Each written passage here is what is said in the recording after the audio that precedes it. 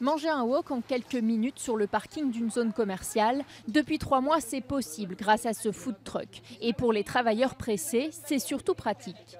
C'est rapide, c'est pas cher et on se régale. C'est surtout que si on a qu'un quart d'heure, 20 minutes, clairement on traverse la route, c'est hyper... et c'est le côté super convivial aussi de la chose. Ici, le gérant paye son emplacement à un propriétaire privé, la mairie ayant refusé sa requête. Face à une demande trop importante d'installation de food truck à des périodes clés de l'année, la ville d'Angoulême a décidé de protéger ses restaurateurs en refusant les camions ambulants.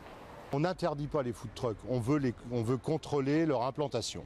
Accepter qu'à un moment donné, quand il y a des animations importantes, un commerce vienne s'installer de façon ponctuelle quand il y a du monde, c'est assez difficile. Ça pourrait mettre en péril l'ensemble des restaurants ou au moins quelques restaurants. Une mesure appréciée par le patron de ce camion à pizza qui paie 300 € tous les mois pour garder le même emplacement. C'est pas très logique qu'on aille s'installer où on veut, quand on veut, et on est les rois du pétrole, non?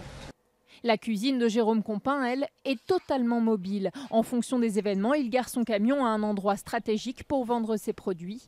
Soumis lui aussi à des taxes, il ne comprend pas les accusations de concurrence déloyale. On a payé notre emplacement comme tous les commerçants et derrière les retours sont que nous sommes un petit peu des voyous de la restauration. Donc bon, ce qui est un petit peu dérangeant, c'est bon, on est soumis comme les autres à cotisation. Pour éviter les problèmes, ce food truck a décidé de se tourner un maximum vers des événements privés.